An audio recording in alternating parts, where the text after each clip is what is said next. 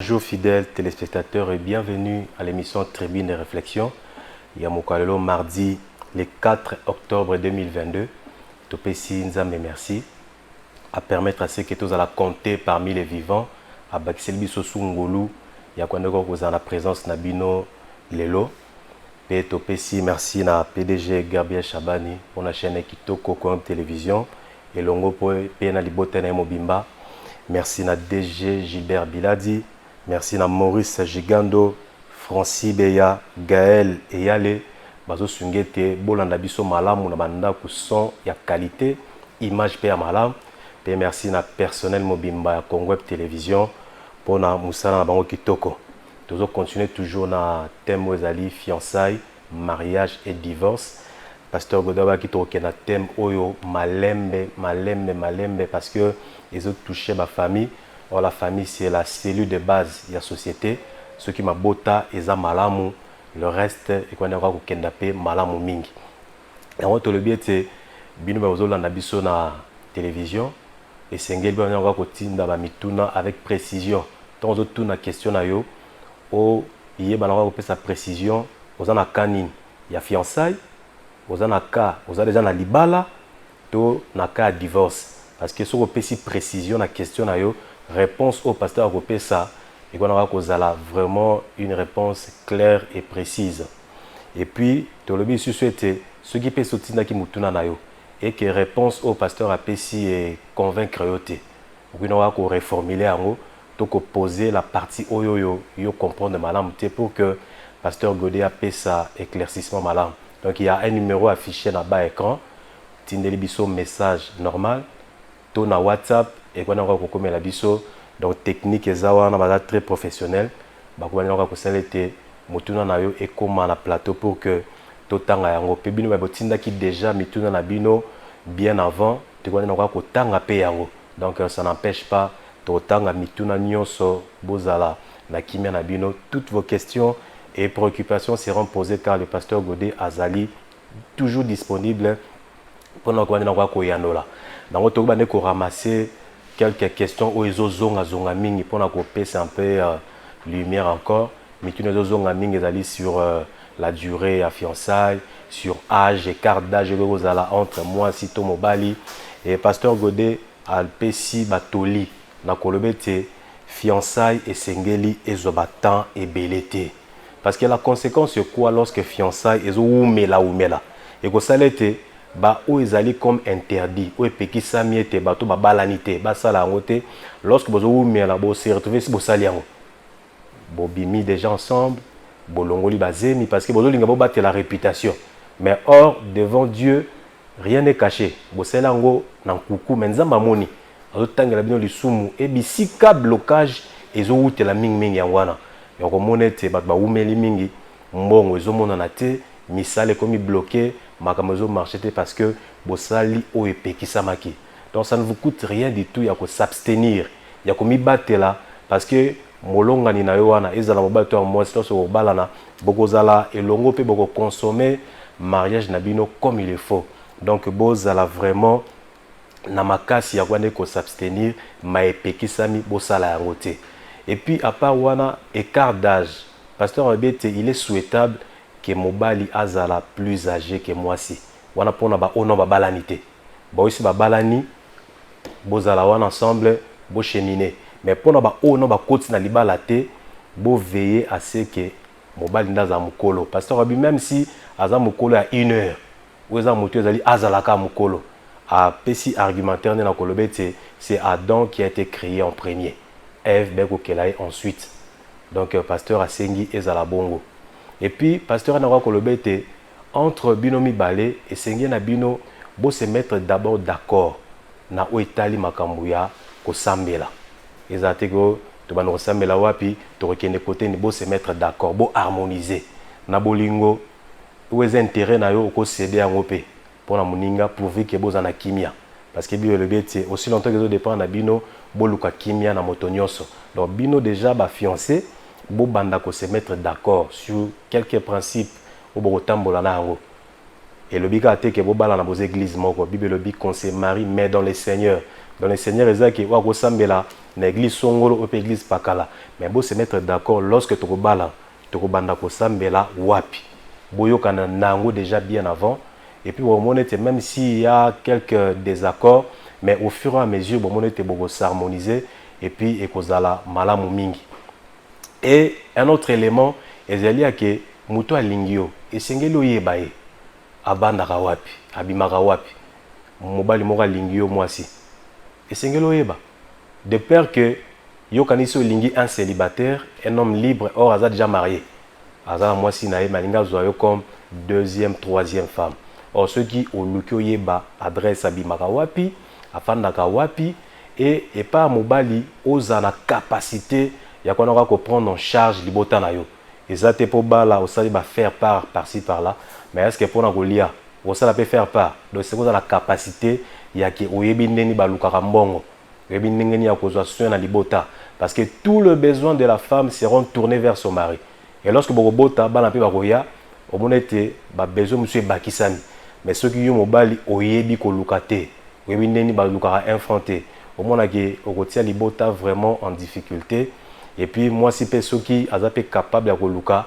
akoya toujours en aide mais ya mutu eza mobali yo ndozali le chef de la famille yo no senge bande kozwa les devants et nanyo surtout wana lorsqu'il y a un conflit na kati na libota et senge na bino bo arriver à koyeba ndeni à gérer vous causez d'abord entre vous bo ko identifier mabe uti wapi qui a raison qui a tort bo yebi na ko tia elo na loko na sika na ngo lorsque bo yokani vous cheminez ensemble mais lorsque bozo yokana kakate vous trouvez les pasteurs vous trouvez vos parrains et puis et ko salete makambu nyon surtout et ba na ko bonga mais ceux qui boza na problème na couple bo solo li même pas bo bimission libanda batu ba yebi batu so ba mais lorsque bo arranger bo zo tenter à ko luka batu nyon so wana pour ne pas si to bongi non batikali na une mauvaise image na bino ya ke batumo ba sonaka batumo ba yokanaka te et alors ils ont pesa bien te et bozo fongola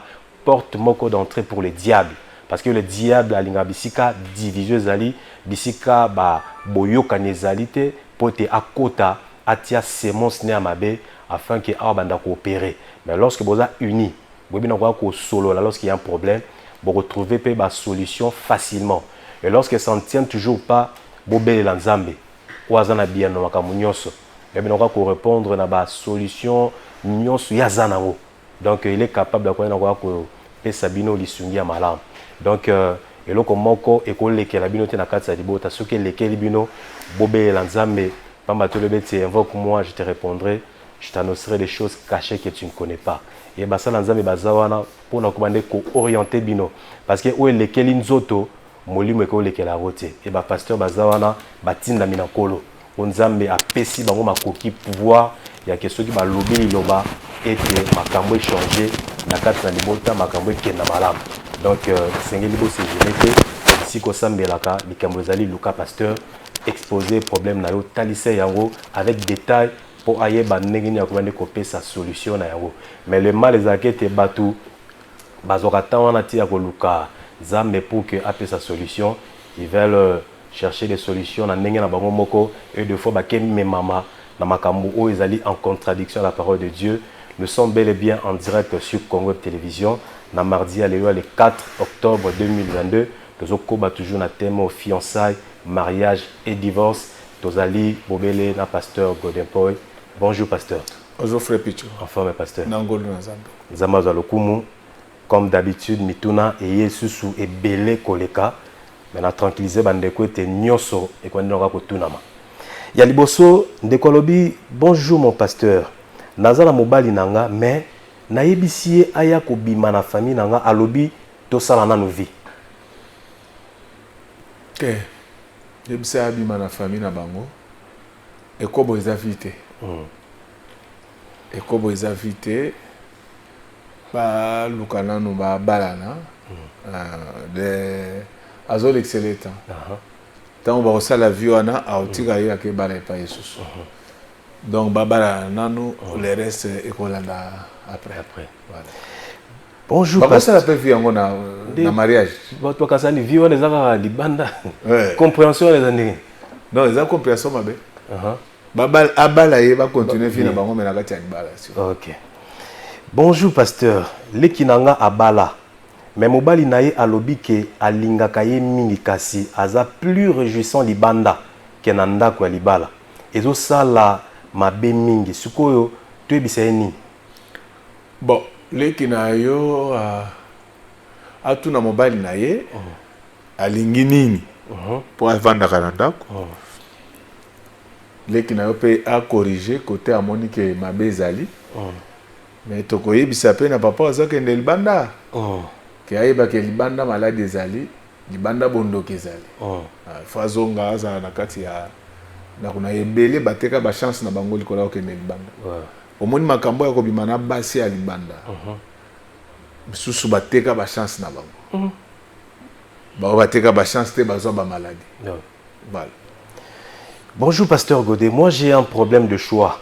Car même si j'aime une fille, tokabwanara kaka, atana linga qui est mingi, toujours déception. C'est Flori depuis Lemba. Ya Flori Nzambe a pambola bino mingi. Ezali, il faut oluka obima na vie ba coup de foudre. Donc, ce ko lingi mutu, yeba ke à un certain moment au komona yendengo mone la kayo na susté parce que vous meseni. Kozalate ce ko lingi si ma oboyi obwakisi. O lingi obwakisi ezavi malamu te suka kamabe. Donc na opesa toli ce ko lingi mutu boki ndeti na suka. Bonjour pasteur Godé, Nazali un frère âgé de 31 ans, Nazo travaillé quelque part et je vis bien, mais j'ai besoin d'une fiancée. Mais ba finyons on a lingaka nakuta banko na mibali. Nasala nini depuis Regini. Réponse est simple. Et soki yo na vie na yo ozalaka na ba copine te, Nzambe pe akopesa yo mwasi oyo abimaka na mibali mosusu te. Mais soki yo pe ozalaka na vie ya mobulu, tango okutana même na mwasi azaka na mobulu mais atika, il faut que banda place yo okuti. Biso na kisasa tolobaka okuti ndambu ya ndambu. Toza encourager mobulu te. Mais ezana mwa part ya injustice. Okomona mwana mobali asali mobulu mingi. Neti ba Maurice. Mais soki ya linga bala, alinga pesa ba condition na mwasi oyo aza ko remplir. Nazo senga na bana basi ete bo batela banzoto na bino. Parce que yango ndeko sala lokumu na bino. Mais na kosenga na yaya wana soki olingi fille que azalaka na passé na ye soko moni que volonté à changement ezali. Bokoki ko continuer ensemble parce que soki balobi ba kota yo pe na passé na yo peut-être ba okuta moi noir. Mais tout ce que je sais c'est que Dieu est fidèle. Bao basala mon bouloute nzamba tindela pe bato bango bato mon Voilà. Bonjour pasteur, tozolanda depuis Lemba, papa olati kitoko makasi biso ba fan na yo to CP. Bana Lemba nzamba na bino donc au moins que bino bato ba contre ba muke. Et puis ça vient de Lemba. Komina ba entelo kampa ezalaka kuna donc makambo ezalaka na Lemba. Donc bana Lemba merci nzamba na bino.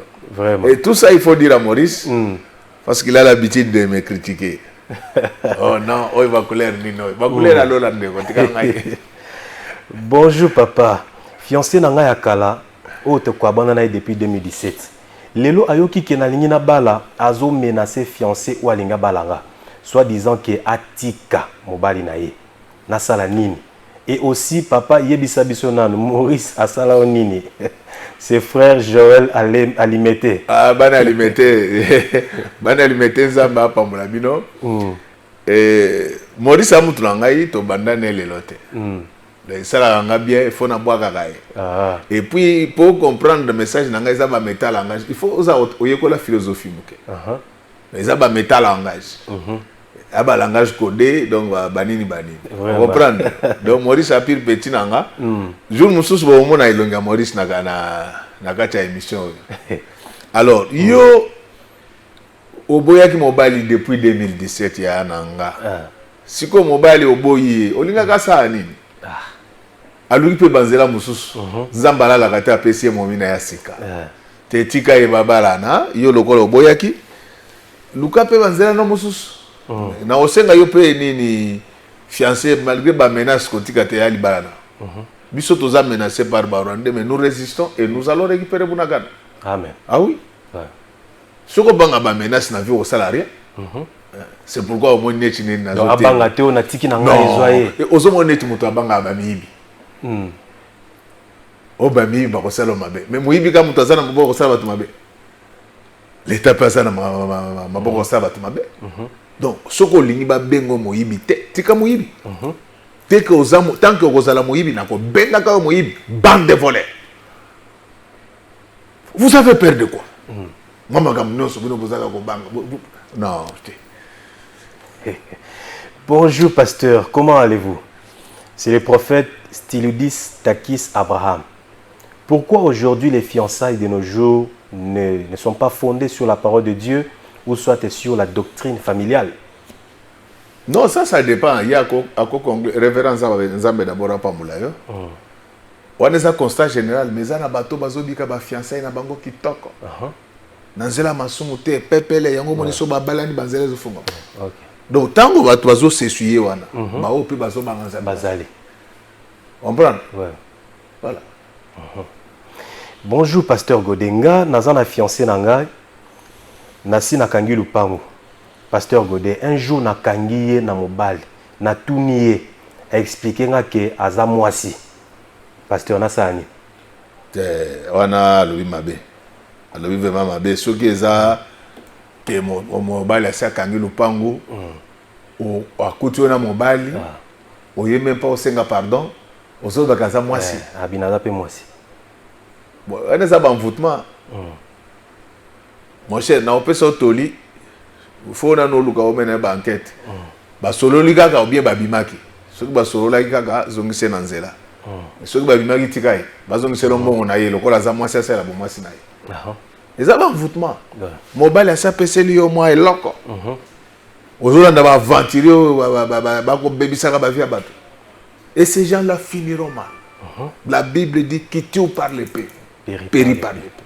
Au bebisaka via bana bato. Ya yo pe ba ko bebisaka. Donc, yaya, kozana kanda mingi te, tuna yeke mobali yango esuka na lisolo, ou bien bakende musika. Donc, on mener vraiment. Mener banquette ya sérieux, s'il faut engager des prophètes, engager des prophètes. Baye penza bakota na mosindo. Donc, ce qui kezaka lisolo, esa etoli, et yaya nanga mwasi na pesi etoli, libala basaka na nangote. Ouais. Moto apesi le mbongo que ne répondre que na mwasi, ça veut dire quoi? C'est-à-dire quoi mwasi abatinos? Non. Ceux qui bakende mosika te limbisa ye, mais ceux qui bakende mosika tika bango. Tika bango. Bonjour. Ouais. Bonjour papa Godé. Na sepelaka mingi na tribune de réflexion nzamba pambola yo. Na il faut tangango bien parce que il faut tangango bien pour que Maurice ala. Bonjour Papa Godé, na sepelaka mingi na tribune de réflexion nzamba pambola yo. Amen. Na botana mwasi me na bala ete. Na sali nyonso pona futa dot makoki ezate. Aza mwasi o na lingaka makasi ye pa linganga mingi. Prier pona biso. Nzambe na nguya pesa couple yo makoki babalana bakokisa liloba na yo na kombo na Yesu Kristo aza na bomoi. Amen. Amen. Bonjour pasteur, c'est Nathan Kamangu. Alors si une famille demande que votre demande de dot ne prend pas plus d'une année, pendant que quelqu'un s'est préparé, mais dans une autre moment, tu as ça la bonne. Ce que vous dites, ok, expliquez moi. Une année même dans l'école, ceux qui ont délai minerval les coquilles, pour que si tu bassin à moi demande d'espace, à la volonté, pour que vous accéder sous prolongation. Hein? Bakse le vous ngana mona na stade ceux qui ne va fanatique bakani ballon pour tout arbitre thème ça chrono ba minute additionnelle les alaka donc ayo ka soni ta gebisa onge a expliquer bon que momi na ngana lingi mais bando ki bakanga ki ba bénédiction ngana pour tout ozoni ba bien te ozoni ma bien te ballon et ça le ballon bakanga na pour tout bandoki mutu azoluka bandoki bakangi baplan na ye c'est ça lokola kaka ndenge ezalaka na stade soki bafanatique babloke balo na pour tout arbitre atemisa chrono baminute additionnel eyaka basale mwa confiance nasengi mpe nzambe asunga ye mbala oyo eshue te Pierre aeshwaki mbala liboso mbala mibale te. Ok. Bonjour Pasteur Godet. Na ndingo lobela divorce ngai naza menacé makasi na famille ya mwasi na ngai na lembi menace wana na lingi na divorcer. Est-ce que ça m'a bé? Mais il faut le menace ni bazotindela ye. Divorce c'est ça eloko mabe. Divorce c'est ça la makaka soki mwasi asale kobo. Mais na ba makambo mosusu oyo babongisa na bango. Na senga na ba famille ya basi lelo boko négliger mutu po na eloko te. Mais lobi ya mutu mutu ayeba kango ezaka nzambe. Ngana bi ba tu bele baka ba piaker na mboko. Mais là bako ba millionnaire. Donc ne faut pas minimiser mobali pour azana moi eloko te ou bien bino boza na position à force. Là les pouvoirs la voix sont cycliques. Et balukaka mokili tour à tour. Mokili tour à tour. Donc na kosenga pe na papa na biso soki pe iyaza mwana na responsabilité na ba menace so bazo sala ye na belle famille ba bongisa. Pour oko négliger pe moi si lelo. On négliger ka boyo moni boya ya bali président ya 2000 mandat ya oyo mandat oyo ya ba président ya ekosoka na 2028 pour na 2028 déjà fati. Donc oko négliger moi si mususu boye oka ma boye abali président ya 2029 a regretter ma siko oko sande obi que président soka faux esprit ba ko kanga ba betio ba fimwa danger. Donc na libala moi c'est minimiser mon balité mon bali peut minimiser moi cité moi sans la tolérance moi sans la pardon. Donc tant on a zolo que na 2028 aux ala fati eza prophétie donc ndenge boulot ezokendela to mona bana biso ba président na mboko yo ndenge boulot ezokendela soki continue boye fati ko bimbola en 2023. Donc ozango na ndenge mabete ce sont des analyses tozotal mais en attendant miyibi nyonso boye bolingo bebi sa mandat fati. Je renouvelle ma plainte contre vous auprès de Papa Kasavubu, auprès de Papa Lumumba, auprès de Maréchal Mobutu, auprès de Mzee Laurent Désiré Kabila, auprès de Tiens Tshisekedi. Et puis, Bandeko, il ne faut pas tolérer les voleurs dans ce pays. Moyibi a paralysé vie à Batunyos. Soki ya yibi mbongo, Batunyos bazana passé. N'est-ce pas que oh bengi biso Moyibi, vous l'êtes? Ce que vous Moyibi tende na vous êtes des voleurs. Des criminels. Vous comprenez? Au BBC qui mandat ya Mobutu, au BBC ya Mzee, au BBC ya Jikaka, au ressources au BBC, on ne va pas vous laisser tranquille, bande de voleurs. Donc, nous avons un ma bête papa parce que le modèle ma solé zokenda. Gratuité. Recette. Non. Ceux qui continuent boy na zebi ceux qui sont candidats je te les conseille mbongo ne okende perte vraiment mais nazo senga na batu o baloba ke balingi président kolinga président za kolata effigie na été misala population bazo souffrir ce kolinga président sala po population basi koyaka na babilo kwa pamba bate intimidation moi je suis na pena tina na hotel Congo ali puta koko na binote. Bande de voleurs. Et aucun pasteur. Voilà. Bonjour mon pasteur Godempoy. Je vous suis à la loupe chaque jour. Vous êtes un modèle pour moi. Bandelango, mais Maurice, pourquoi il faut suivre. Maurice Yoka, Bandeli. Bonjour mon pasteur Godempoy. Je vous suis à la loupe. Chaque fois, vous êtes un modèle pour moi. J'ai juste besoin de votre prière pour ma vie. Un mot de bénédiction, ma vie va changer. C'est frère Guy Noli. Il y a Guy Noli pousse plus que les champignons. makambo nyonso mata ebima bima na miso ya bato bimisa motu na kisasa ndenge liebo ebimaka mpenza baluka yo mpe ndenge baluka liebo mbongo eluka yo bapale eluka yo bagare eluka yo banini banini. Mais j'aime ça parce que il y a déjà vous allez trouver des aventuriers lokola bapetio d'Eric Masaba. Oh non, Godé c'est qui? Godé c'est un grand monsieur. Ozwanga ozela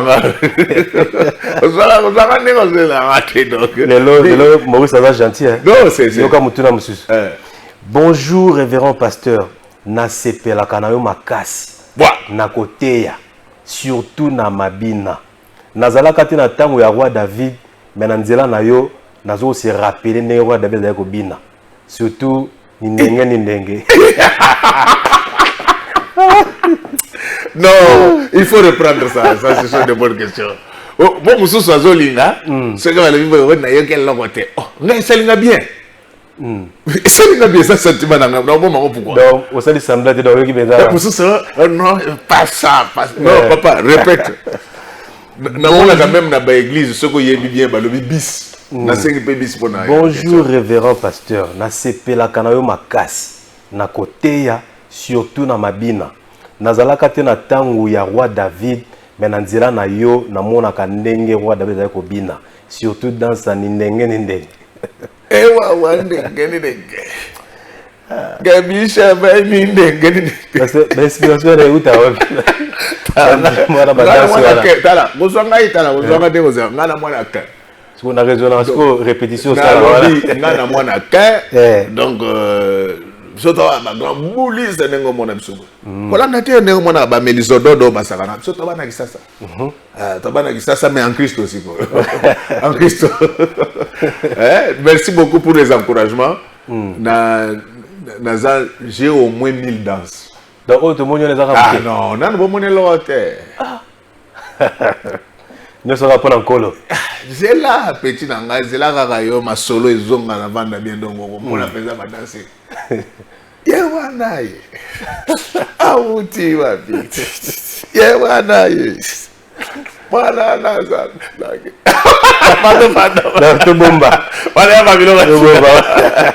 Bonjour pasteur Godé. Qu'est-ce qui fait qu'après le mariage, c'est toujours le combat, les blocages? Pourquoi Dieu permet-il cela à ses enfants? La Bible dit que tous ceux qui veulent vivre pieusement dans le Seigneur seront persécutés. Donc, Zambatine la révision ma kamwana pour ça suspendre. Imagine-toi ce que ça n'a pas problème. Au bas nous avons pas. On appelle ça en bon français, ce sont des piqûres de rappel. Ce sont des piqûres de rappel. Ceux qui ont combattu, ceux qui ont vanité, tous les nations ont pas. Donc, il y a un sala kango pour abenda la biso pembe. Donc, les grands prêtres, mais atonda bobo, atonda bolingo. Mutoaza lokola nzambe na mokilo yo, atikala kozalate pa kozalakate. Amen. Donc, ndenge nazolo babo etikete banzete betele maboko bandeke yembela ye parce que libanda na ye mususu azate les grands prêtres de tous les prêtres qui ont été établis prêtres par les grands prêtres les maîtres de la prêtrise. Vraiment. Les mots me manquent pour louer sa grandeur. Vraiment. Il s'appelle l'improbable. L'improbable. Vraiment. Bonjour papa, j'ai 24 ans. Pourquoi moi je travaille? J'ai toutes les capacités de prendre une fille en charge. Mais je cherche cette fille-là, je n'en trouve pas. Bao bazol, nazokutana ba lobby, je suis maudit. Oh! Vous avez maudité, vous avez balar na yo, on peut laisser momi wa maudité. Le bande que er na yo na ne kokagité. C'est qu'il a encore 24 ans. Tu as encore 24 ans, vous avez nous, nazo bonde l'ensemble, les dieux de grandes rencontres. Zambo asala que veuve ya 9. Oui, bien sûr la veuve à 9. Wazo ke kunda mwana. Veuve à 9 na banda okenda kunda mwana. Donc ba cortège mi balé kutani. Ezaka lokola soko zole kananzela soko kutani na cortège à président de la République. Il y a eu fait tellement. Ceux qui ont baluka fait baluka. Na senge telelo cortège à frère na biso na écoute na cortège à Jésus o télé misaka ba cortège nos. Ah ouais. Histoire na échanger zamba kutana ça na momi a vina ye. Aza modité kolanda bangote. Yo amoza la modi ana fafio. Vraiment. moto ana papier oke na blogane a maudit Bible lobi l'argent répond à tout. Ouais. Je t'encourage, continue à chercher et que Dieu te donne la femme de ta vie. Amen. Bonjour pasteur Godé, naza marié mais moi si nanga aza manipulé par maman na bango. Donc nyonso na lobaka nyonso tozo sala maman bokilo ayebi tina salaire nanga ayebi. Na lembi. Na sala boni. Donc si je comprends bien azo moi si mutazo yebi sa maman bokilo comme ça. Il pour c'est que moi ça a manipulé par maman. Nandenge maman yebina ba sekele ona ya kati. D'après cet exemple habitina salaire. Non, conseil n'a pas ça y est bon. Je ne vois rien de grave là-bas. Ouais. Maman bokilo maman nangai. Bon so ka salaire nangai ezali sum. D'ailleurs kutunga na osepela maman bokilo nangai ba salaire nangai. Soka monango mukia bonde la pona a salaire rebelle. Donc de quoi s'en faire pour non, il faut pas s'en faire pour ça. Maman bokilo azali maman na yo. Ouais. Akoyeba pe ba kati na yo. Mais soka za maman bokilo solo akomemango pa nzamba. Si si. Donc soka yisaki mutu mususu eza mabe. Mais peut-être à partager na maman na yo. Moi je ne vois rien de grave là-bas. Vraiment donc à dramatiser. À dramatiser tes salaire na yo pe ezaka na ba $100,000 te. Ozobomba pourquoi? Bah comme ça, bah diminuer peu au Bengara, au Sengara. Vraiment. Bonjour mon père. Mais seulement, na kosenga na maman moi si makamwanda kunyon se bi marate. Ouais. Makamwanda kunyon se bi marate, mususu bo geraka. Bino wa balé, mais ce que lingo partager na maman na bino ezala na sens ya kosenga peut-être soutien à prière ou bien kolakisa maman ke ko kanisa te ke tozo pesa ote bozueza na no mingite. C'est dans ce sens là. Balimbisana donc bazongela bolingo na bango ndenge bandaki. OK. Bonjour mon pasteur, na bala mwasi oyo asala divorce. Eza mabete. Olobi? Abi bonjour mon pasteur, na bala mwasi oyo asala divorce. Eza mabete. Non mais ceux qui baboyaki azana eloko mabe asala kite ou bien même ceux qui baboyaki que ayebaki na nous embêter. Au sali bien zamba pambulai. Pambulai mais sauf que yo mutoso boyaki mwasi wana koyaka na bajete. Oh non, na yeko tala maman na bana nanga so boyaki. So boyaki. Ozaka na molimo ba Belge te, ba si ba boyaki biso wato na tango ya indépendance. Ba kota na bamaka mususu longa. Mona ki bato basa bolanda bokeba. Faut faire très attention avec la communauté internationale. Tant que tu Mobutu Moyibi, la fortune de Mobutu. Natuna ki bango na poto na lobi, bola ki sangai place fortune à Mobutu Wandolo. Et mon en a insulté. Non, ce sont des mensonges. Tout ça diabolisé, l'enfant de quelqu'un. La fortune de Mobutu. Et on les appelle même. J'ai rien posé la question. Qui vous a fait spécialiste de la RDC? Natuni bango tozawa na poto. Bola ki sangai fortune ya Mobutu. Ce que Mobutu a tika ki milliard, le kola ba miibo ya Nikolo baza ko iba. Mama bobila da olinga vana na Maroc. Donc il faut faire très attention. Il ne faut pas parce que Mondela lobi olenga. Donc ezaka moi parenthèse. Donc momina o balié a utaka divorce, ça c'est déjà son passé. Bon continuer linga écoute bongisa ye koleka. Ndenga za comme ça. Tipo na azaki na ya mona ke a travailler qui matière première bien. Mais on tika nga mata olingo katanga pour quelle raison? Oui parce que na mibali mususu ba PC matière première mais transformer en ngote. En négligeant. Ba PC cuivre. Comme ça mon cathode et comme ba câble électrique. Vraiment. Abala mwana batu baba liputa ya malonga ezalaka te, parfait ezalaka te, okuta mwana mwasi akotambola cheveux crépus lokola passer Godin po. Non. Momi soko mbale fuma kabelo, mwa lipapa, mwa liputa, mwa tsunga na nzoto. Vraiment beau. Ya nga na zo biso bali d'ailleurs la kisa batwana ke yo nde mobali. Moi si soko bali za lokola matière première. Donc il faut une valeur ajoutée. Bimisa beauté na laissez malam beauté bima, là c'est malam beauté bima. Donc c'est votre épouse, linga yebo continuer finalement. OK. Bonjour pasteur. Est-ce qu'un pasteur oyo asala mariage religieux té akoki pe ko pambola libala na église naé? Mais il y a des cas de figure. Ouais. Et ça n'a pas passé mususu za na moi c'était le kola Paul. Ah. Akopambola na ye. Ça n'a pas passé pour ça dans mon balité. Mais c'est tout à fait normal. C'est là n'enlève pas lui la qualité à passer. Ma bendez à la yoza na libala zola tuzolana. Voilà. Nous Yakatovan. Yo mo passer aux amours Yakatovan donc l'homme ne donne que ce qu'il a. Ce qui est passé dans nos régulariser situation na hauteur. Ça malamute. Régularise d'abord ta situation. Mais c'est tout à fait normal. Batumsus bazo ba appel. Azana mwana muke abali na yete mais aza mosali na nzamba ko pambola ba pol ba pambola ba bala bato et mosusu pe à cause à la azana mokolo mais alobi ya ko servir Seigneur comme ça. Ah. Donc il y a pas de péché. Il n'y a pas de péché. Okay. Mabe ezalinde soki ya mbula donc avana ndenga kimbula na mwana bato. Ouais. À ce moment-là c'est pas bon. OK. Bonjour Pasteur Godet, je cherche à fiancer une fille que je suis en relation, mais à chaque fois qu'on fixe une date pour aller chez elle, entre moi et elle, il y a toujours des difficultés. Soit il y a la mort dans nos familles, ça s'est déjà fait 2 fois. Et l'accini. C'est peut-être un combat, je ne dis pas que c'est le combat. Par moment, il y a coïncidence de ces événements. Mais le col est sali déjà à 2 reprises. Bah, côté sango na prière pour être emballé et raté. Voilà. Bonjour Pasteur Godet, émission Kitoko. Merci ma fille. Nga bala mais na bala moi si nangai na bandundu. Après quelques temps moi si à Après quelques temps moi qui m'avait pouvoir mettre tout à poche à droite mais côté à poche à gauche. Voilà. Après quelques temps moi si à Kenda kosala kindumba. Ayebi singa tinenga malobake aza mwasi. Bandera une question. Bonjour pasteur, émission Kitoko.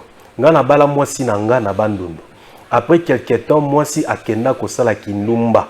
Ayebi singa ya tinenga malobake aza mwasi. Ah. Bon, merci beaucoup. Il y a d'abord nzamba pambola pour na encouragement. Basi mususu akoloba no makambo na kanda po apesa opasi. Luka o vérifier ce que ça pensa solo ka sali kindumba donc wana orange. Orange pensa donc bandela vie luka mususu. Mais mususu akoza la peut-être aki sous coup ya kanda alobika ndingo na po apesa moté opasi. Mais dès que tu as toutes les preuves ka sali yango vraiment mutuna mutaza nzela na ye. Mutuna mutaza la kwena ye, sope na kwena biso. Ok. Voilà. Bonjour Pasteur Godet, j'ai besoin d'un soutien parce que j'ai prié pour une sœur en vue de préparatifs de mariage, mais il s'est fait que dans mes prières, je vois une autre sœur qui s'affiche devant moi. Que puis-je faire? Bon, ngai conseil mo na opesa yo hein. Comme mango na ndenge pesa soki bande ni te papa. Donc Dieu ne parle pas que par des visions. Dieu, il parle aussi par la conviction. La Bible dit que fais de l'Éternel tes délices. Il te donnera ce que ton cœur désire. Pourquoi nous avons fait ça? Bino bozo nzambe lokola criminel bende. Ki aza tata mabe apesa we mabe. Botika babino wana. Nzamba yebi ke nga sentiment na nga pas momi. Voilà. Siko ya zotindela nga o nga na limite. Mais abandonne ko changer motema na ngai. On est à distraction frère. Donc quel côté moté mezali. Na yebi ke batuma bambrouiller yo non. En fait, je sais que Dieu parle. Oui. Mais nazana moi expérience moké na musala ensemble.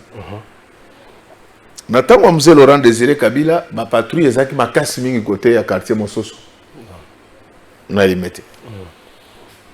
Frère moko na église na bango alinga momi moko. Mais momi ana linga kaite. Tellement que frère on alinga momi ona ayeko yeba ke sœur ona la muga ba 5h du matin pour assembler. Donc ba quartier moko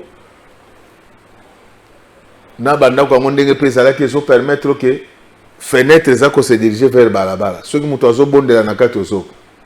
Les frères là s'est donné la tâche. Chaque 5h ayaka côté le na fenêtre on. Abengi ku frère ona na kombo na ngai nzambe. Na ebiso ko bossa na mobali na. Mais la sœur n'avait pas la conviction. Mais nzamba la raté. Jour mususu police ezo sala patrouille natango mzee baye bakuti frère wana azo dembela na fenêtre bango bakanise kaza moyi bakangi Tant que même la police, les commandants mutozo bisanga makamwana. Commandant Ilenda mutozo bisanga makamwana. Parce que natanga muzeza kana ba commandant. Frère Davis on va dire que muto anaza ser na biso na lingaka ya linganga te. Lokola mga 5h na banda oyana loba ayeba ke zanzambe mutozo. Il y a des choses comme ça. Donc si Dieu veut me donner une femme que je n'aime pas, Dieu doit toucher d'abord mon cœur. Moi j'ai deux versets. La Bible dit, fais de l'Éternel tes délices, il te donnera ce que ton cœur désire. Donc je crois que ça tellement clair que... Bonjour, vaillant serviteur de l'Éternel, pasteur Godin Poy. Les ajouts, nanga. Et Maurice c'est très fâché. Mais il me doit un message. Non, à contre quel? Azoti n'a pas eu. Donc, dès que Azoti n'a pas eu, n'a pas beau frère mon TV. Sauf que tu n'as pas eu. Non, non, chouette. Non, chouette. Yo qu'est-ce au moins depuis petit on a côté on dit comment c'était. Au moins on a télé Je m'appelle Vionnet. J'avais engrossé une fille il y a de cela 3 ans passés avant que je ne parte à Lubumbashi. Je viens de rentrer à Kin pour réparer mon erreur. Mais mon constat est que la mère de mon enfant déteste ma famille, alors qu'elle m'aime. Qu'est-ce que je peux faire, pasteur? Bon, à cause de détester la famille, peut-être dans ma kambaloba qui n'a pas salarié, ça c'est déjà le passé. Na osenga na yaya moi si limbisa ba belle famille na yo, lokola mobile no aya bala yo. Bo bala na, on tourne la page. Ouais. Faut tourner la page. C'est plus simple que ça. C'est ça. Bonjour pasteur Godé, s'il vous plaît, un mot pour le pasteur Oyobazo Salasoni à ministère, surtout à corps du Christ, et Komi Kolembisa Biso Bandimi. Merci beaucoup. Na moi éducation muke onga nanzwa. Natanga jamais ba kombo ya ba pasteur na ba matéya na ngai. C'est le conseil na kopesa na bana na Nzambe, c'est que yo moko pona place oko sambela. C'est ce que je peux faire. Donc, ngai na zaka muto ba polémique te. Tango na koya na tangi kombo moto, yepe akoluka aya kotanga kombo na ngai et ko bimage ba passer bazo swana. Donc vraiment j'ai un honneur et une dignité à préserver. Merci pour les conseils. Ce que continue de la biso ba kombo ba passer ngo na message to kotanga ngo wate to kokoluka bango na bokutu. Mais ngana ya na TV na tanga kombo passer na ndenga mabe na sala kangote. Nga musala na ngai na zoso kipeka na ba miibi ba ko iba mongo leta. Miibi na nyoka na tena teya miibi tika nyoka teya miibi. Pasteur Godin Poy. Bonjour pasteur. Les lisango les la bongo ba yoka pe ba tira dinele la. Bongo na suka to tuna bango eske ba leli nano. Bonjour pasteur Godin Poy. Nabala ça fait 18 ans nabota te na mwasi nangai. Mais par la prière nzoka mwasi nangai azalaka femme de nuit ya oncle na bango. Oyo azwaka biloko ya libala na famille na bango. Na komi siko na posa ya ko divorcer. Pesanga conseil. Merci beaucoup. Donc, à l'obi, bazana 18 ans babota kate. 18 ans de mariage. Mais la prière, Nzamba yebisi que moi c'est sa femme de nuit. Il y a oncle na bango. Non. Oncle azwaka mbongo libala. Je ne crois pas à ces histoires-là. Je ne crois pas à ça. Oui, mais ma pasteur boina mboko bazaka na banate. Mais les lois Nzamba pesa bango bana. Donc, exactement que ce qui, supposons même que moi si angoza, moi si anu ya noko na bango. Nzamba zana makasi kaka ya kolakisa, mais zana makasi ya ko délivrer moi si angote. Donc tolina kopesa na ya na biso ko boma libala te. Tika. Ko boma libala te, moi si wana zoluka la femme parfaite yo zoluka wana Nzambe na créa été. La Bible dit que dans vos relations avec vos épouses, ils aient beaucoup de sagesse, sachant que vous avez fait à des êtres faibles. Ce que vous autorisez à Kotanga. Si, Kotanga. Nous sommes en direct. Il y a un numéro affiché dans l'écran. Mutuna na yo tindela biso yango. Tu connais Kotanga. Lilo Maurice très gentil. Mutuna nyo sezo ya. Donc, azana eza gentillesse. Tinda message ata ayebi ke nga na beau-frère ya WhatsApp tinda ikokoma. Nga na beau-frère mokolo TV oyo donc ayebi ndenge suka. Donc ya mota ngende ko akeko so ba meli bangi ba ya balingi basakana na ngai. Mbala moko to longoli bango. Vraiment. Donc c'est lui qui bouffe. Bon ça ndela. Droit de veto. Droit de veto ya ngwana donc nga na Poutine en Christ ya. Mais pasteur Poutine azo bomba batu. Poutine en Christ benga na bo milimu mabe. Ye ko kende na nini nga na bo milimu mabe ya zo bomba batu na masumu na ye. Vraiment. Donc Maurice n'est pas gentil, il est obligé de le faire. Et puis même sur la c'est la montée momi na et pire mon diminanga ya TV. Vraiment. Maurice habite au tika na 5 minutes. Na yeba ikaka na mona ki déjà moto akoti wana. Minutes en weke mbangu lelo. Non, je le savais. Au moins était avant petit anakota. Il était gentil. Tandis les athées. Yo modèle petit na sa koti wa. Tosto baby petit na ngai to kataka ka place ango. Zela na luka mnoka verset oyo.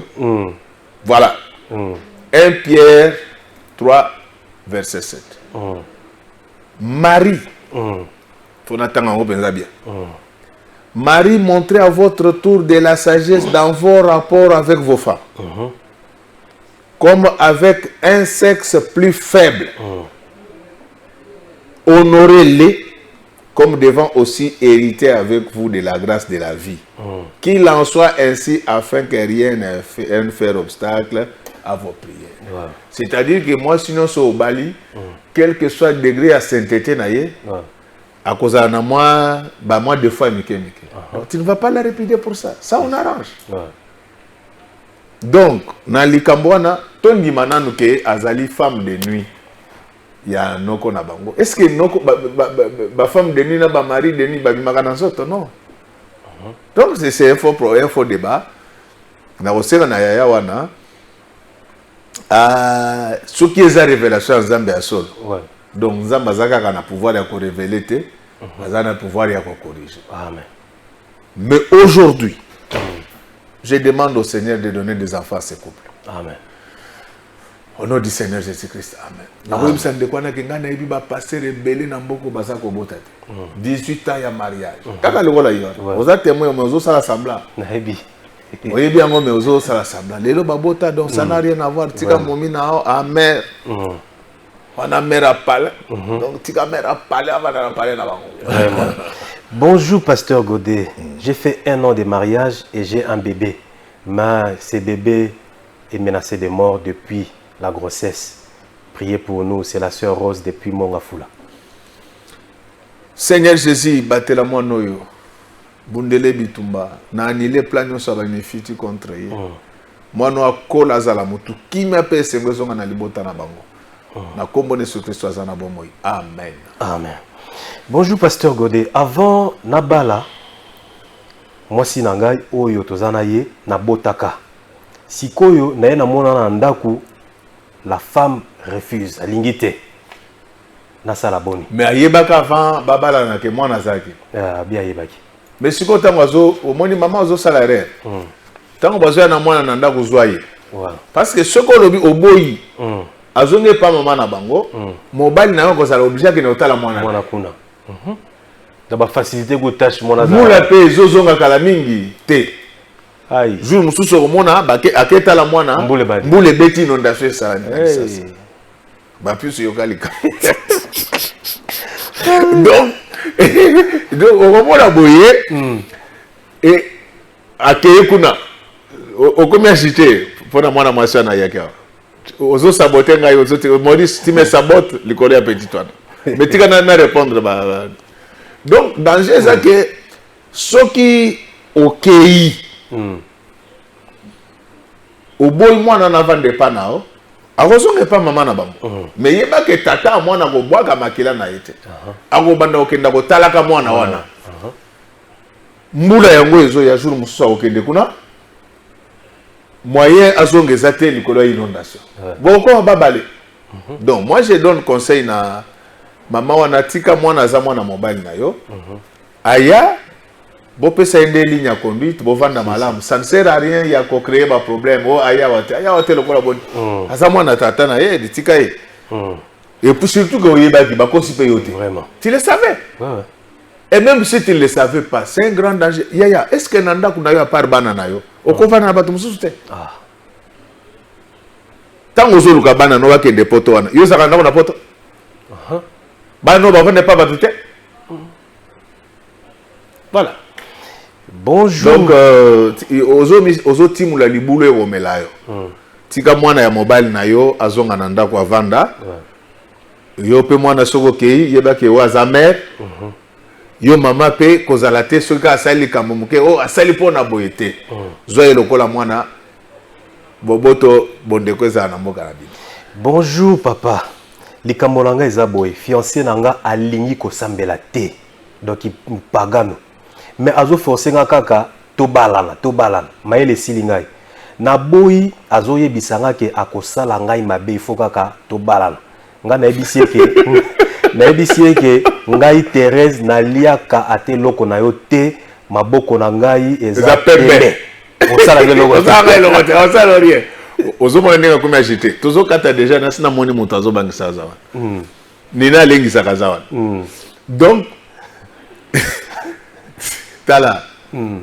Yaya alingio. Mais alingi nzambete. Akoboma yo te akosala pe mabeta azo bangiso pamba. Yo memeka na église na bino yaya mobali lokolo lingi mwasi banda pe osambela. Ozo sale mabia sale bino na sale mabia. Siko Teresa boya leba za maboko pembe lokola gode ko na maboko pembe.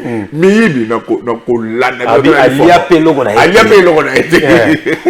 Te ya tete ya tete lukela ka numéro ya jo wana otindela nganga na okopere na ye abanda sambe na église na bino bosa alibala na bino donc ngonga to komi na suka ceux qui peut-être que to bimisa ki loba moko sepela ki nango telemisa biso limisa biso na ba sepeli na ba sepelite nzambe nanga pambola bino bye bye à la prochaine.